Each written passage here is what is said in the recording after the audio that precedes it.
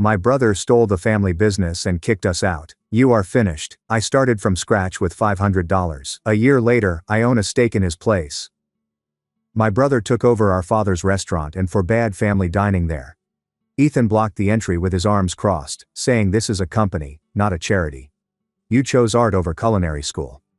I held my 7-year-old son Jake's hand and watched through the glass as my sister Sophia ran the cash, my cousins prepped in the kitchen and my nephew busted tables. After folding clothes for minimal wage at the laundromat across the plaza, I watched for 3 years. I saw the noon rush, smelled the spices in the parking lot, and saw my family's restaurant grow without me every shift. Jake would ask, "Dad, why can't we eat at Uncle's place?" on our way home. "It smells so good." Children couldn't handle the harsh truth. How Ethan convinced our dying father I wasn't serious about the family inheritance. He rewrote the will when I was at Dad's bedside in his final weeks.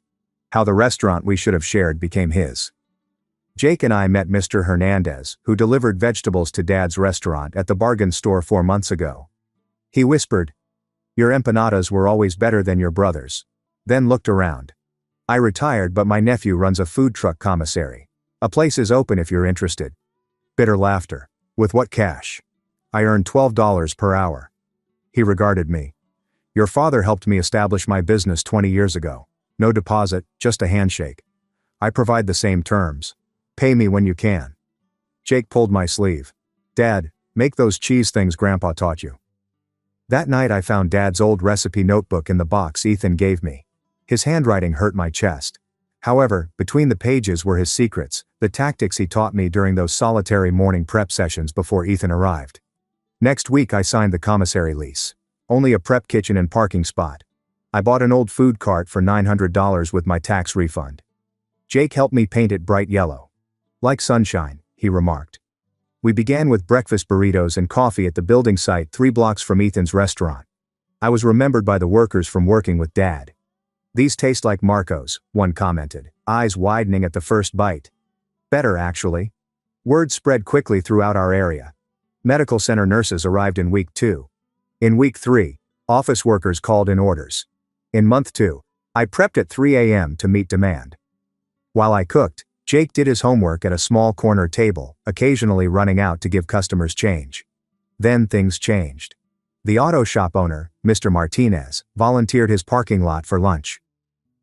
Your brother charges $18 for what you're selling for $8, remarked. Yours tastes like your father's. Before Ethan cut corners. The comparison hurt and comforted. There were regular locations throughout the neighborhood within weeks. Morning at the building site, lunch at the car shop, afternoons at community college. My yellow cart became recognizable.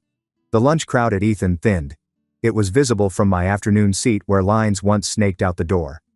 Only visitors and newcomers entered. The natives found me. Sophia stopped at my cart during dinner rush on Thursday.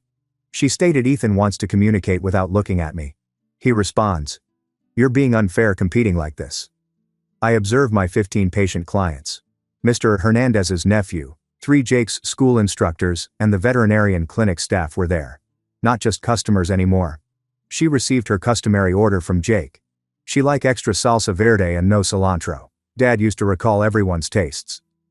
Tell Ethan he may buy dinner, I murmured, returning to my grill. I accept cards and cash. Sophia has numerous expressions. Don't be serious.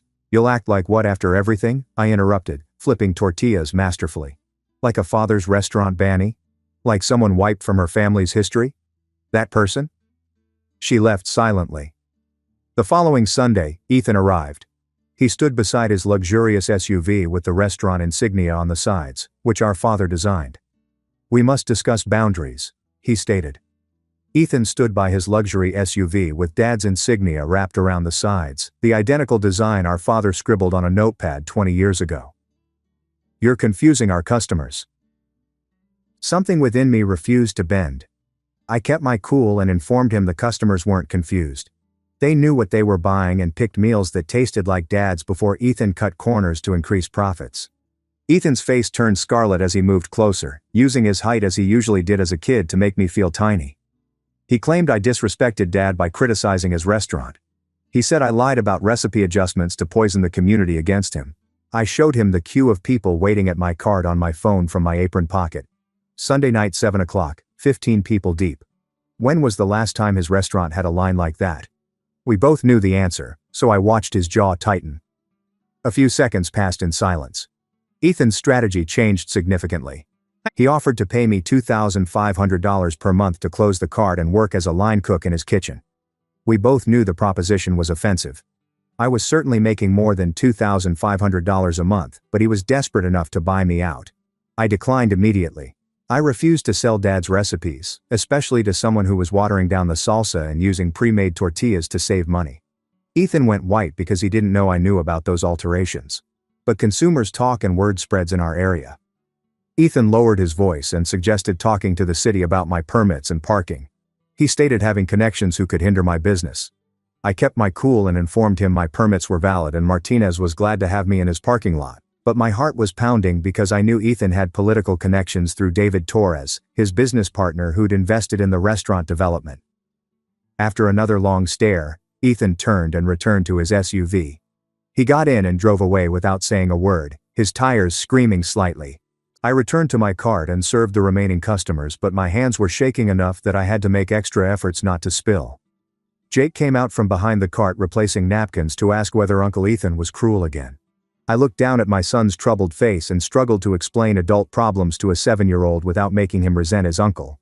I explained that grown-ups often dispute about business and that Uncle Ethan was irritated because I was taking customers from his restaurant. Jake paused before asking if we were losing customers.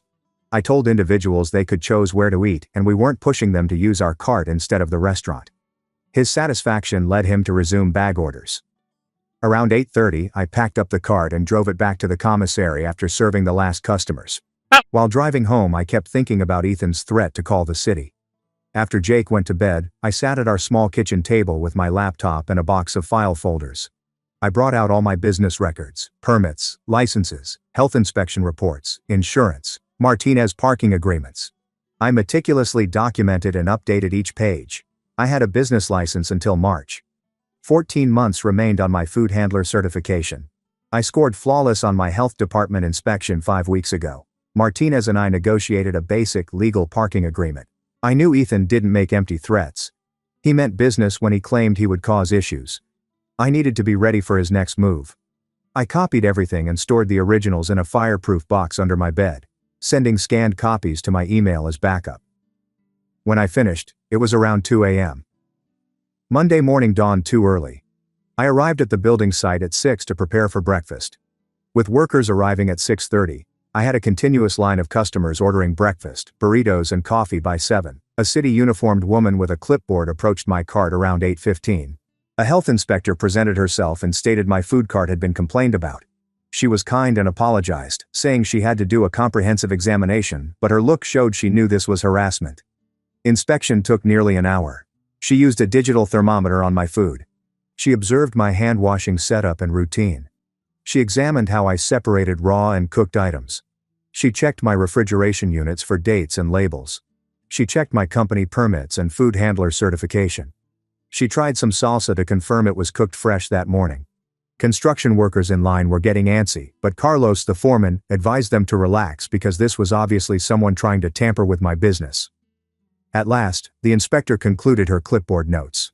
She calmly said she found nothing wrong. I had excellent food handling, temperature controls and cleanliness standards. She claimed this was a malicious allegation and to document everything in case there were more.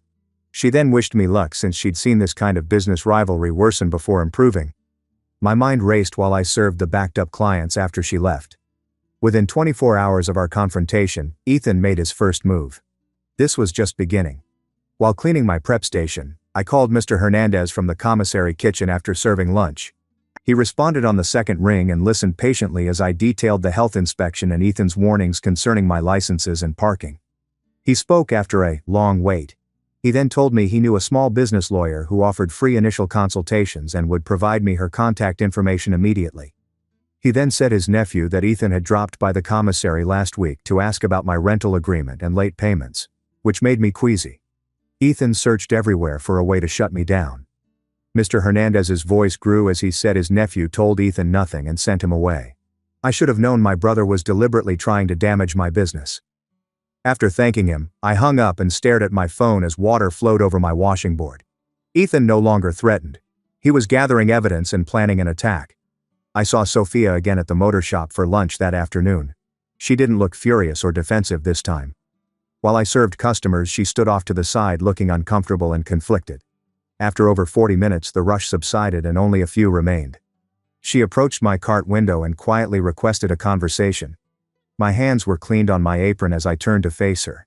She initially stared at the ground while twisting her employee identification lanyard. Finally, she claimed Ethan would denounce me to the city for operating without business insurance, putting clients at risk. She looked up and said she knew I had everything I needed because she'd heard me talking to Mr. Martinez about insurance weeks before. She informed me of Ethan's next action so I wouldn't be surprised. I saw remorse and uncertainty in her expression, then questioned her why she was assisting me after supporting Ethan and telling me I was unfair to compete with him. Sophia turned away again, her jaw moving like she was searching for words. She whispered that she'd been watching the restaurant's books as manager and seeing discrepancies. Ethan had been skimming money for months, paying himself enormous incentives while keeping all family workers at minimal salary and eliminating ingredients to boost profit margins. She stated witnessing him take more and give less was making her rethink everything she knew about him and Dad's will. I could see she was struggling to admit it since her hands were shaking slightly as she spoke. Sophia then shocked me by telling me that David Torres, Ethan's business partner who invested heavily in the restaurant, didn't know about the cost-cutting or personal expenses Ethan was charging to the corporate account. She saw Ethan's auto payments, luxury watch purchase, and vacation costs through restaurant books as business costs. Sophia believed that if David realized how Ethan was ruining the firm and profiting from it, he would push huge changes or buy him out. She looked terrified, like she was betraying family by exposing Ethan's deceit. I hadn't seen her this determined before. She agreed when I asked if she was sure, then pulled out her phone to show me photographs of expense reports and invoices with anomalies. Mr. Hernandez recommended a downtown lawyer, whom I met 3 days later. A sharp 50-year-old woman carefully read my permits, licenses, health inspection reports, insurance policies, and parking agreements line by line. After over an hour, she looked up and simply stated that everything was legal and fully documented, better than most food cart operations she'd seen. She then advised me to keep a detailed written log of every interaction with Ethan, every threat, and every attempt at harassment or interference, because if this situation escalated, I might need a restraining order or legal action for intentional interference with my business. I promised to document everything with dates, times, witnesses, and exact details. Then she handed me her card and asked to call immediately if Ethan did anything threatening or hazardous. She offered a free consultation but said she would represent me if needed. Ethan's black SUV was already parked in my customary location when I arrived at the work site at 6 o'clock the next morning.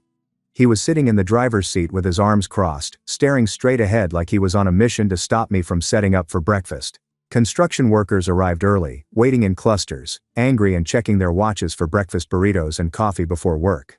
I was getting angry, but I reminded myself of the lawyer's advice to document everything and not give Ethan ammunition. I drove my cart 25 feet away from the site office and set up my grill and prep station without a fuss. Instead of leaving or complaining, the workers lined up at my new location when they spotted me. Carlos, the foreman I'd known for months, walked to Ethan's SUV and knuckled the glass. I couldn't understand what he said, but he pointed firmly at Ethan's car and then a defined location behind it.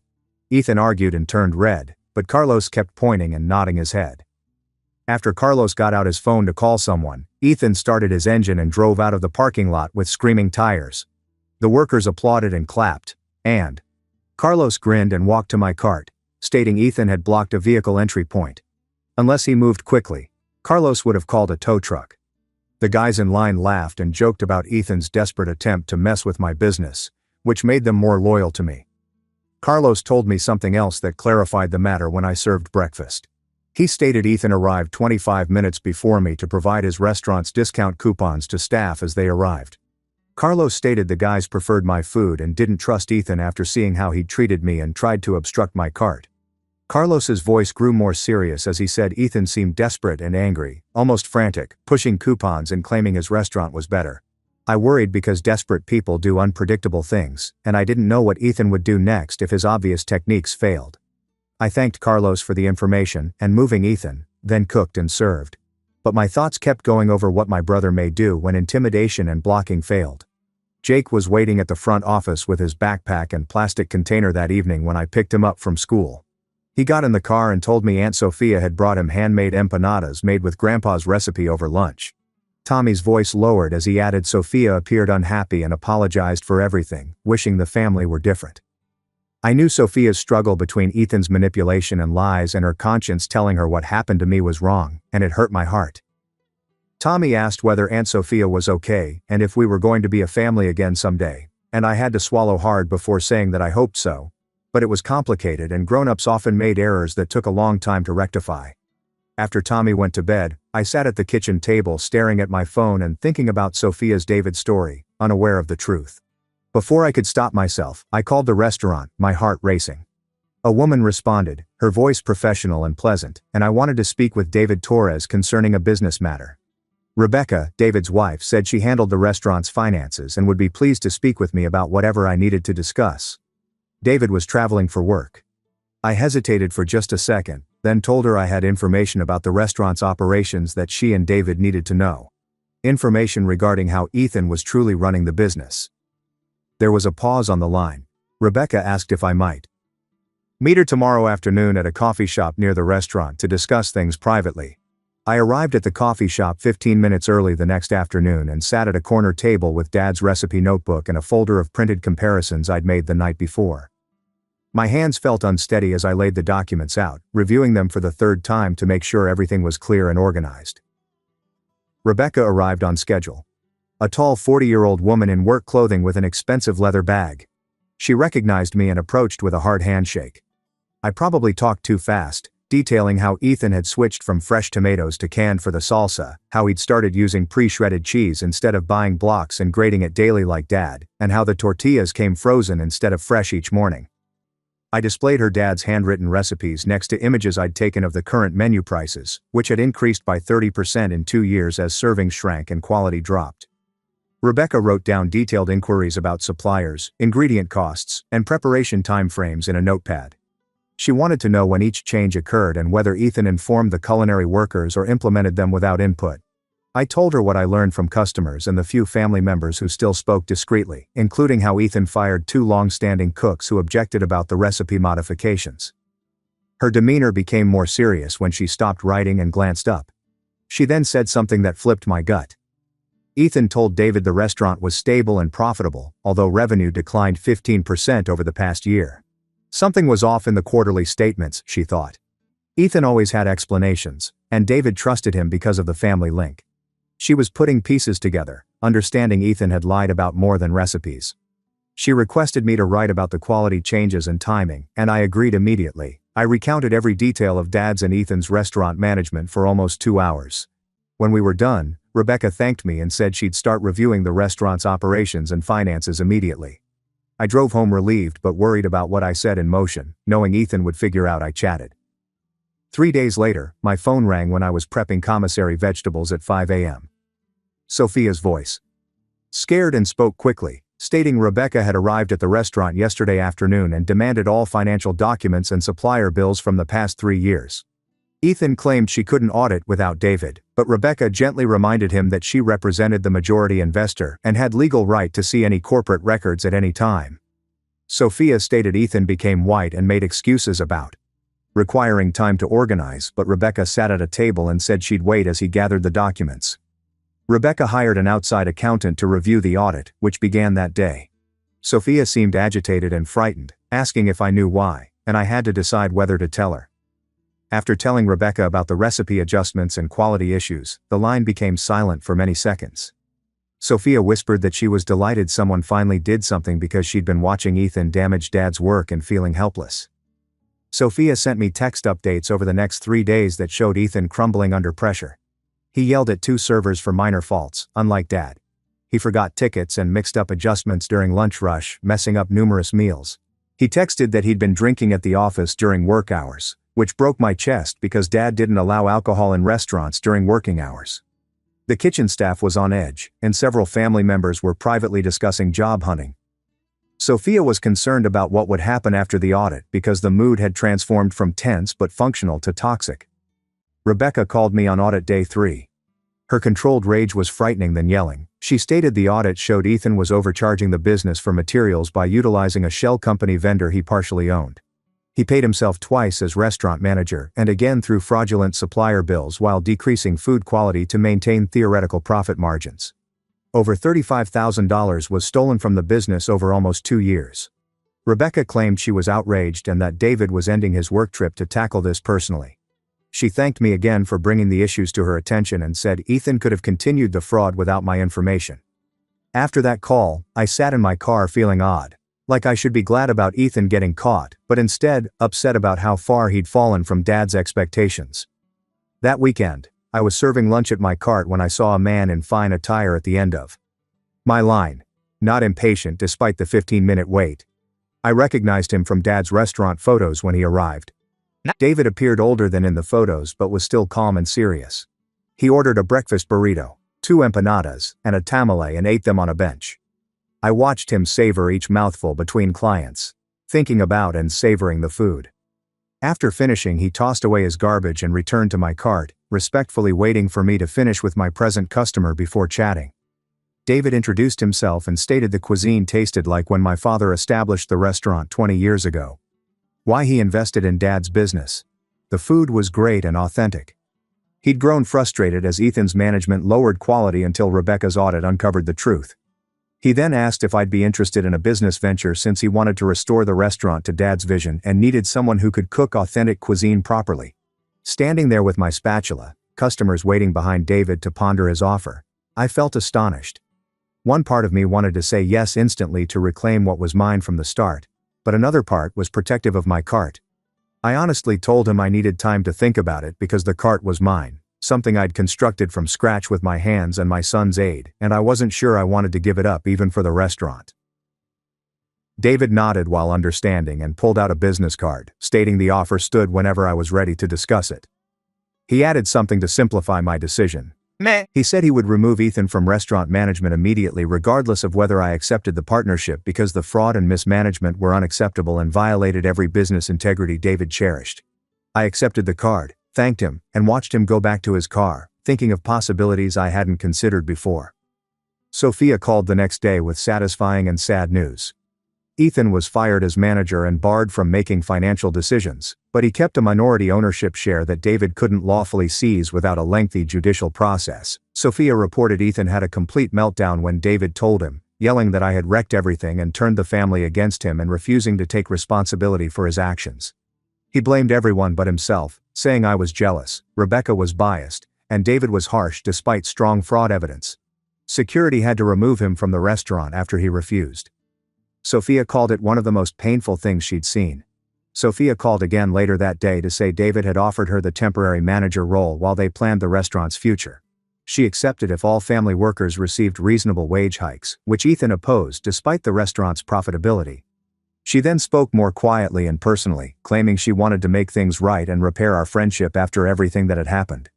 She apologized for keeping quiet against Ethan out of fear and family devotion when she knew he was wrong. I told her I knew how hard it was to go against family, especially a deceptive one like Ethan, and that I wanted to re-establish our relationship. We scheduled coffee the next week. Just us without business, Ethan, or complications. 2 siblings seeking to reconnect. After we hung up, I stood in my commissary kitchen smelling spices and fresh tortillas, thinking about how much had changed in a few days and wondered what Dad would say. The following week was a jumble of habit and uncertainty. My mind kept wandering to David's offer while I flipped tortillas, took orders and chatted with regulars at my customary spots. Jake observed on Wednesday morning at the construction site that I gave a customer the wrong change and apologized. In a gap between orders, he pulled my sleeve and asked if something was wrong, his face wrinkled up with anxiety like when he sensed trouble. So I crouched down and explained in simple terms that David wanted me to help run the restaurant, but I wasn't sure whether that meant giving up our cart. Jake listened closely as I explained both solutions' merits and cons in a balanced manner.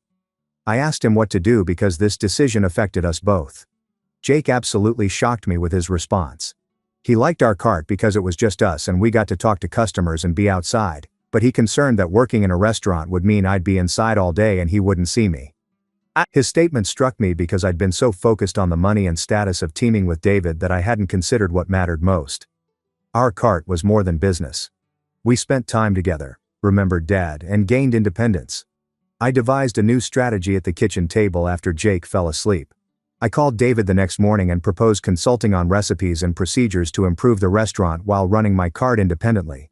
I suggested the restaurant and cart serve somewhat different menus and prices to meet distinct consumer needs rather than compete. David went quiet, and I thought I'd insulted him by rejecting his partnership offer. He then spoke quickly and excitedly, saying he liked the idea and had similar thoughts. He suggested the restaurant serve sit-down supper with the complete menu while my cart served quick and economical breakfast and lunch to working folks. His consultation fee was considerable, but not so much that I would give up my independence or feel compelled beyond the training work.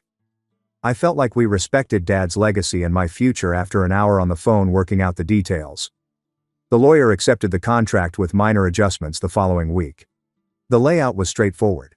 I trained the kitchen crew on Dad's recipes and processes 2 mornings a week while running my cart. Jake was completing his homework beside me while I signed the papers in the lawyer's office. Restaurant training began the following Tuesday morning.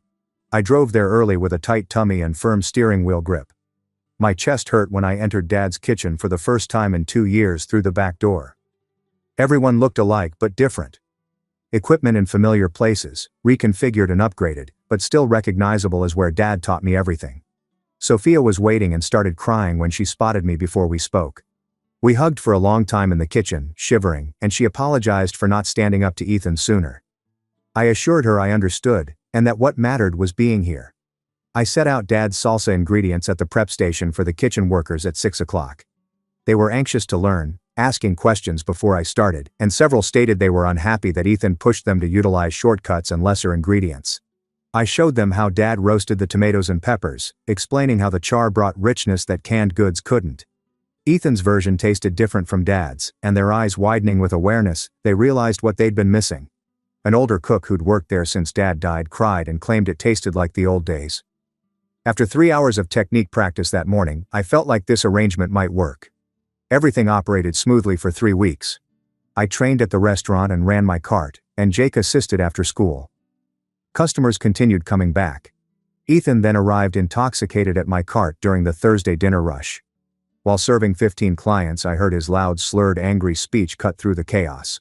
He surged past customers and shouted that I'd stolen his restaurant, turning everyone against him. I was a snake who twisted David and poisoned Sophia's psyche. Martinez intervened and instructed Ethan to go. Ethan became louder, knocking down the condiment station and scaring customers away. I calmly told Ethan to go home and sleep it off from behind my cart. He yelled me names and surged toward the cart before Mr. Martinez and 2 other customers held him. Martinez called the police while Ethan screamed and struggled. Within minutes, the police took Ethan away while my customers watched with dismay. Most folks wanted to leave after I apologized and offered complimentary food. Sophia called with a strained voice after I left early and drove home. She apologized for Ethan's behavior and said that he'd been sliding since losing control of the restaurant, drinking heavily, and denying responsibility. She said the family had arranged for him to enter a drinking treatment program and was attempting to help him. She wanted me to know in case he harassed me again, and she seemed afraid, which made me understand how awful things had gotten. I thanked her for the warning and sat on my couch thinking about my brother's decline. The next morning, I applied for a restraining order with the lawyer, presenting documentation of Ethan's harassment, including the parking lot blocking incident and the drunken situation at my cart with Mr. Martinez and other witnesses' comments. My lawyer suggested I had a solid case and the judge would certainly grant a temporary order. 4 days later, I held the paperwork in a courthouse waiting room while a clerk named names off a list. When my turn arrived, the judge studied the evidence and asked about the occurrences and my safety concerns. She issued a temporary restraining order barring Ethan from 100 yards of my businesses or contacting me. A hearing would decide whether to make the injunction permanent after 6 months. Since my brother had to go through this, I left the courthouse with the signed paperwork, feeling relieved and sad. Watching the restaurant transform over the next few weeks felt like seeing Dad's place revive. David got back Dad's suppliers, who delivered fresh vegetables every morning instead of Ethan's cheap frozen stuff. David upgraded the kitchen, installed working ventilation, and hiked wages by $4 an hour. I trained the cooks twice a week on how Dad created his mole from scratch, which took 2 days of slow cooking and 20 ingredients. The personnel smiled again, taking delight in their work instead of just doing it. This was discovered by customers within days. Olivia visited my cart during breakfast rush. She ate her breakfast burrito immediately away, taking meticulous pieces and took notes on her phone. She identified herself as David and Rebecca's daughter and a neighborhood newspaper food reviewer. She remembers eating at Dad's restaurant as a child when the food was superior. I said, "Sure, anytime." 4 days later, she came to my training session at the restaurant to try more items. She ordered Dad's chile rellos, which I just learned the kitchen staff to make again, and closed her eyes after the first bite like she was recalling something significant. The Wednesday publication published her review the following week. Jake took it home since his instructor saw it and made copies for class. The article about my honest, inexpensive food that preserves tradition complimented me for keeping Dad's recipes alive while feeding working folks who couldn't afford pricey restaurants. She commented that the restaurant was a pleasant return to traditional family dishes after years of deterioration. She didn't identify Ethan, but she said the old management prioritized profits above quality and that the latest adjustments brought back childhood memories. Both places saw immediate business. The restaurant started taking supper reservations as my cart lines lengthened. David excitedly called me Friday to tell they'd had their busiest week in 3 years. Jake's principal contacted 2 weeks following the inspection to request a culinary demonstration for the pupils' cultural heritage program. After reading the newspaper article, someone suggested I teach youngsters about traditional cookery from different cultures. I agreed and brought Jake on Thursday afternoon. We made simple cheese quesadillas in the school cafeteria with portable burners. In a circle around our cooking station, 30 students watched me heat the tortilla, fold it, and melt the cheese. Jake helped distribute samples and answered questions about how grandfather taught me these techniques when I was their age. Early mornings before the restaurant opened. The kids loved it and asked about spices, cooking times, and making it at home. Parents who'd been watching from the back approached me after we cleaned up. A mom inquired if I'd considered weekend family cooking lessons. Another dad stated his kids wanted to learn more about the demonstration after talking about it all week. A third parent said she wanted screen-free activities for her kid. I figured this would be popular. A means to teach Dad's recipes beyond cart sales. He might make more money and share his cooking legacy. I suggested using the commissary kitchen on Sunday afternoons while it was unoccupied to Mr. Hernandez's nephew. He stated the space sat empty on weekends, so why not?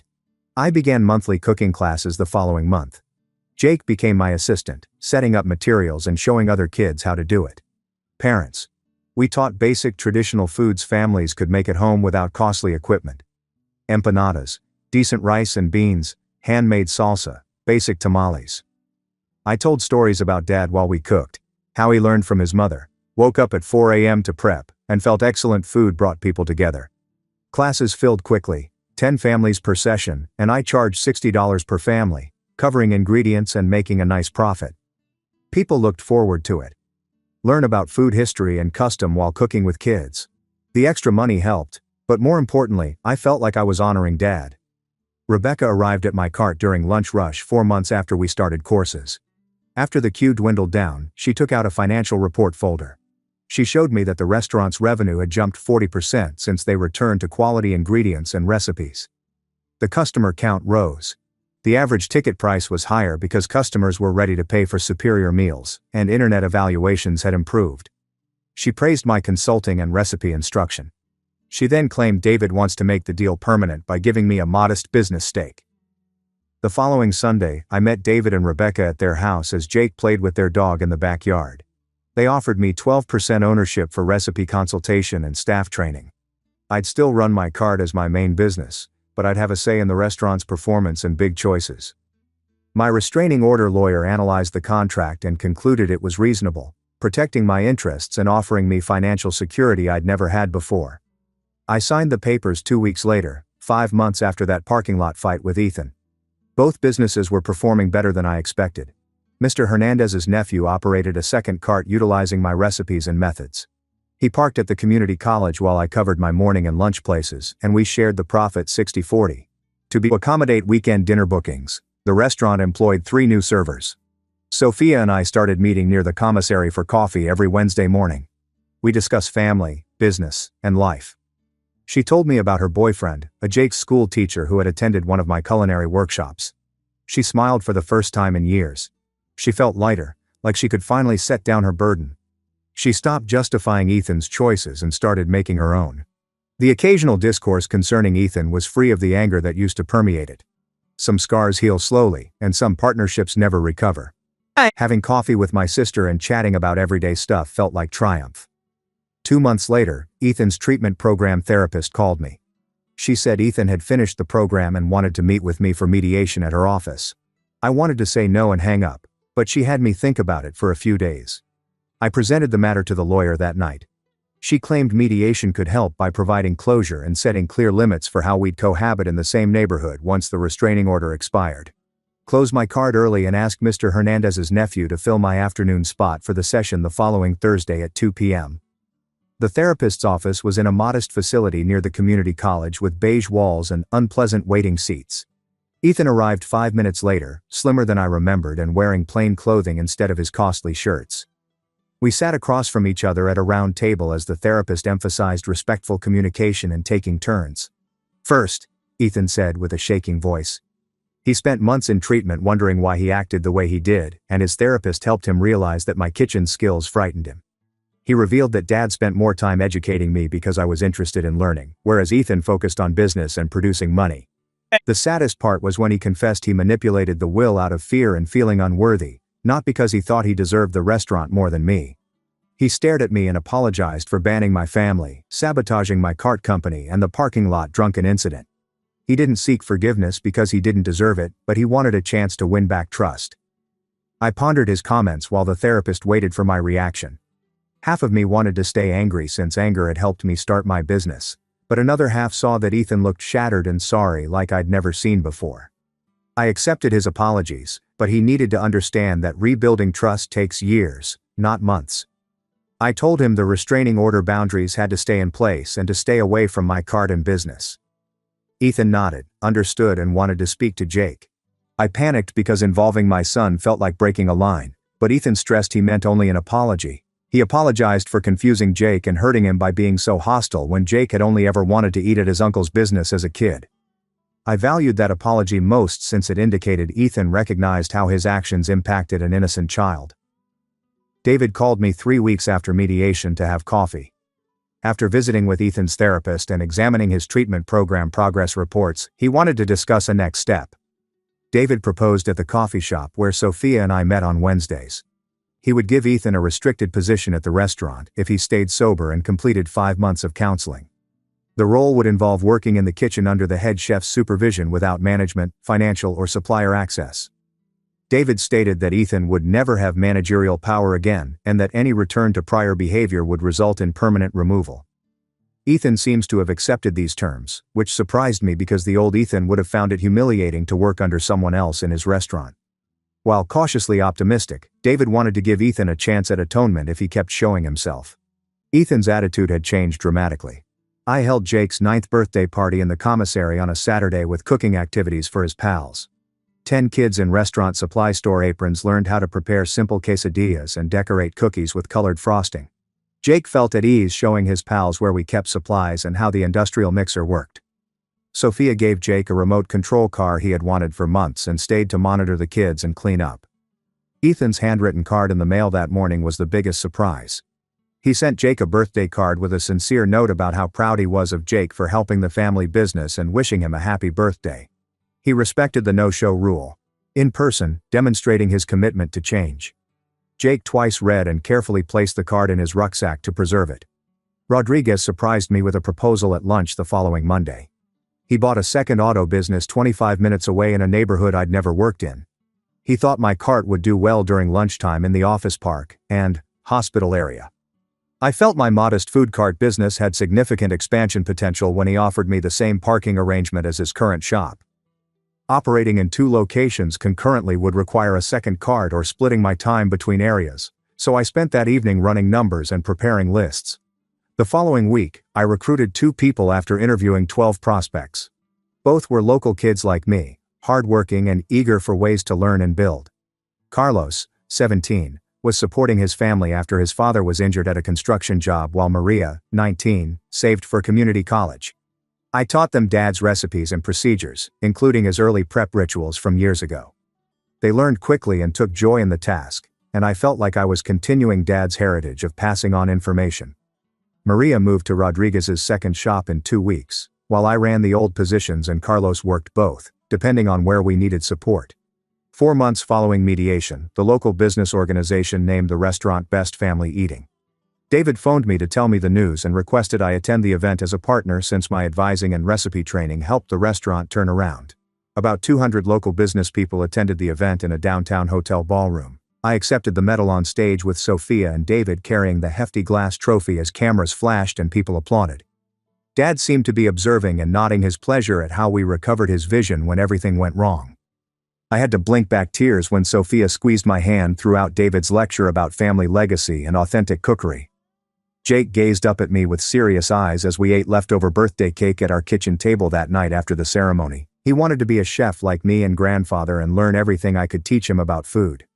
Our old recipe journal with Dad's handwriting still made my chest tighten every time I saw it. I taught Jake how to dice an onion and why Dad always toasted spices before grinding them. Jake asked questions and took notes in his own notebook, soaking up everything. It seemed like the nicest type of complete circle to see him develop my dad's cooking love. 2 weeks later, a suit-clad man patiently waited at my cart during lunchtime. He described himself as a food wholesaler who dealt with regional grocery stores at the front. He wanted to bottle and sell my salsa after dining at my cart and restaurant. For months. He showed me sales predictions and distribution networks on his iPad. The demand was clearly there, he said. It was a huge opportunity that could provide stable income beyond cart operations and spread Dad's recipes even further throughout the community and beyond. We exchanged contact information and scheduled a meeting to discuss details, licensing agreements, and production requirements. Driving home that evening, I thought about how far Jake and I had come from those laundromat days, seeing Dad's restaurant through the window and feeling entirely disconnected from our family tradition. I met with the salsa distributor 3 times over 2 weeks to negotiate the licensing deal. I wanted full control over the formula and production quality, so I approved every item and could revoke the license if standards deteriorated. He granted me 12% of wholesale earnings as royalty. Jake watched and asked questions while we signed the contract at the commissary on Tuesday morning. A local small batch sauce factory made the first batch. I spent all day there making sure they followed Dad's recipe, toasted the chilies, and used real garlic instead of powder like many commercial businesses. After 3 weeks, all 6 neighborhood grocery stores sold out of the jars. Dad's salsa was supplied to 12 stores, then 20, then 3 zip codes after the store manager called the distributor for more. Walking through the grocery store with Jake and seeing those jars with Dad's recipe and knowing that hundreds of people were eating his cuisine in their kitchens helped release my chest. Sophia contacted me one evening a month later with a voice I hadn't heard in years. David appointed her general manager, giving her full control over hiring, firing, scheduling, and menus. She could finally fix Ethan's difficulties once her earnings nearly doubled. She gave every employee a raise, introduced equitable scheduling so people could manage their life, and started weekly meetings where everyone could offer improvements without being screamed at. The kitchen crew informed her they welcomed coming to work again, after years under Ethan's direction. On Sunday morning, she told me something unexpected over coffee. She stated saving the restaurant gave her confidence and purpose that she'd lost while working under Ethan's relentless criticism and control. As she sat across from me with straight shoulders and clear eyes, talking about extending the catering menu and training new cooks, I knew my sister had been buried beneath Ethan's supervision, just like Dad's recipes. 1 year after Ethan accosted me in that parking lot, I arrived at my lunch place to prepare for the rush and saw a block-long line. Like always, Carlos from the construction team was first in line, smirking and holding up his phone to prove he'd been there since 11:15, even though I didn't start serving until 11:30. Martinez and his shop team were there in grease-covered work clothes. Jake's school instructors, medical center nurses, office workers who'd been visiting since week 3, Mrs. Adams from the dry cleaners, and veterinary clinic staff had walked over on their lunch break. Dozens of loyal customers who knew their orders, asked about Jake's grades, and told me about their families. Not just customers anymore. They were neighbors, friends, and people who'd seen me develop something from nothing and joined me. Jake gave precise orders by name and remembered preferences without looking at notes. Extra salsa verde for Carlos. No onions for Mrs. Adams. The teacher whose classroom was farthest from the parking lot always came last got double cheese. He walked between cart and customers. With Dad's effortless confidence, making others grin and feel seen. I cooked Dad's meals with the same care and affection he taught me in those solitary morning prep sessions, using his spice toasting and rice texture tips. I fed my neighborhood honest meals at fair pricing, honoring Dad and paving my own path. Life wasn't perfect. Ethan and I would never be close again, and some family connections were irreparably damaged. But standing at my bright yellow cart with Jake and a line of people waiting for homemade food, I developed something real and good with my son. More than enough.